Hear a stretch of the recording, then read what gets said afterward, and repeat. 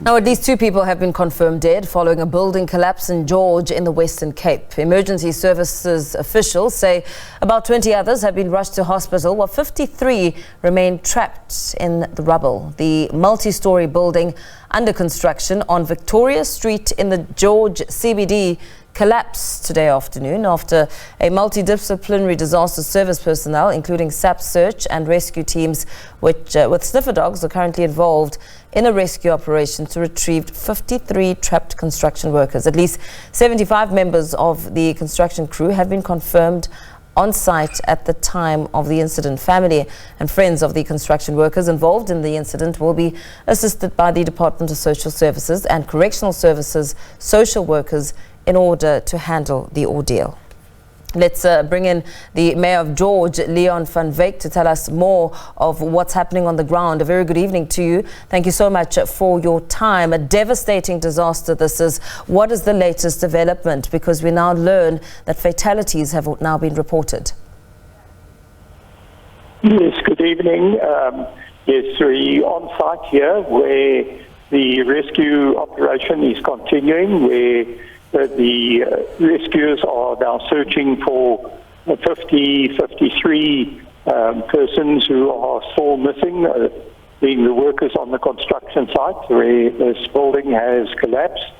And the work is continuing. We've been joined by the Cape Metro teams that have arrived to come and assist in this very difficult operation to try and locate and extract people who are possibly still living under this debris of the construction site. In trying to tally up the numbers, I mean, how many at this stage of the workers have been affected, and the fatalities that have occurred, are we still standing at 2 as far as you know? Yes, as far as I know, it is 2, and it's possibly around about 20 that have been rescued. And then by our tally is about 53 people that are still unaccounted for. And, there's been some contact with a number of workers who are under the debris. And as I'm looking out over the site, I know they're busy trying to extract some of them on certain of the sites where they were working. Do we know at this stage some of the finer details of how this devastating disaster may have occurred?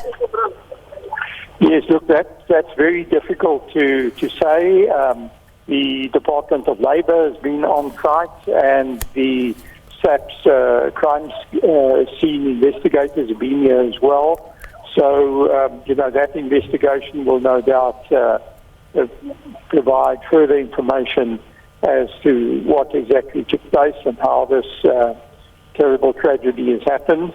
And, so we feel for, and our condolences go out to those who've lost their lives and those who've been injured, and our deepest concerns for the well-being of the rest of that crew and their families who are waiting anxiously to hear what their fate is. Yes, because many family members of the workers are hoping to get news of their loved ones. Have you established the names of those who've been affected so that their families have a better sense of, having to wait in anxiety, really just hoping to hear some news? Yes, look, certainly the construction company on site has provided that information, and the families are here and have gathered around. But we obviously don't know who that list of names would be, and that would be with the authorities at this stage. How much support has been given to the very anxious family members and loved ones hoping to hear some news? As I understand, as of this afternoon, a lot of people were camping around looking for answers and just trying to understand what happened. Yes, look, there's a team of social workers that have been assembled that are working with the families and providing them with the counselling necessary, and also passing on the information as it becomes available. So with emergency services being roped in to assist with the specialised machinery, has much been established about the scale of work ahead and really what needs to be done? Yes, look, the head of the Western Cape Disaster Management Team, Mr. Colin Diner, is also on scene now. So he's travelled down from Cape Town, and there are teams from Cape Town who have also arrived to assist our teams that are working there.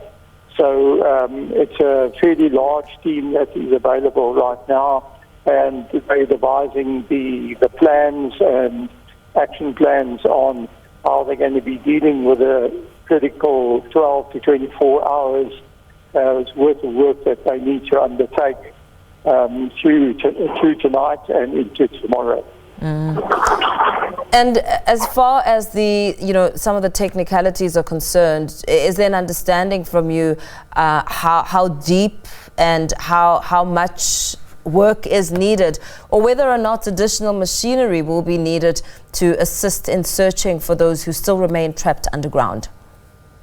Look, there's a fair amount of equipment that's been brought in and machinery, and you can probably hear some background noises of crane equipment that is moving certain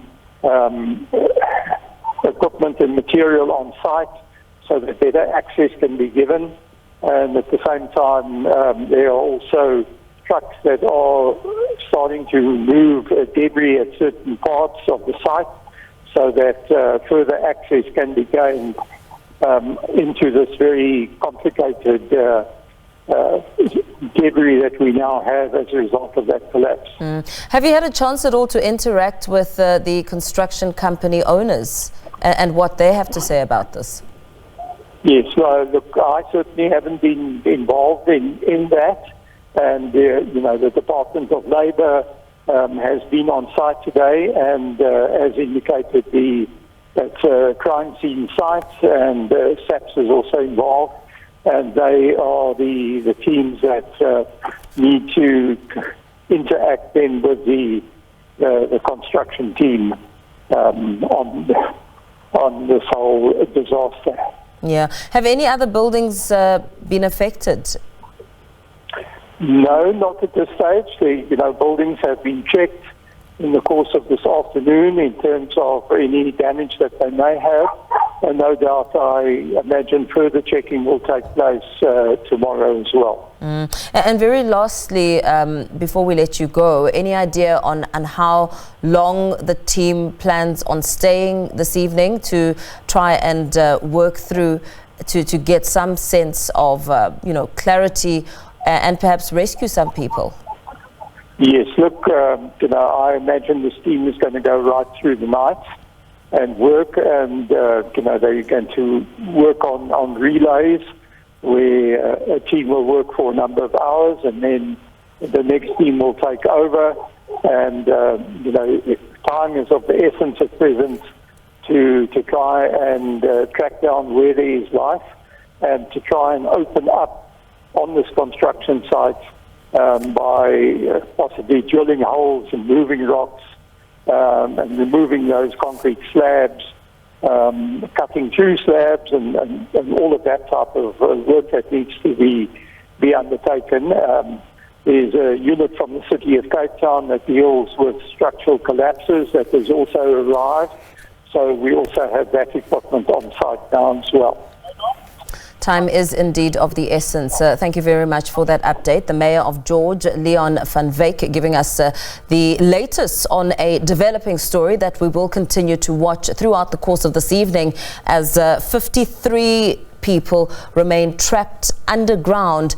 52 have been confirmed dead and 20 others hospitalized. We continue on the other side of this with more news, giving you a sense of the food, the food situation and how some South African households are spending a lot on food as a result of the high cost of living and that pressure on household finances. We'll be speaking to an economist in just a moment. Stay with us.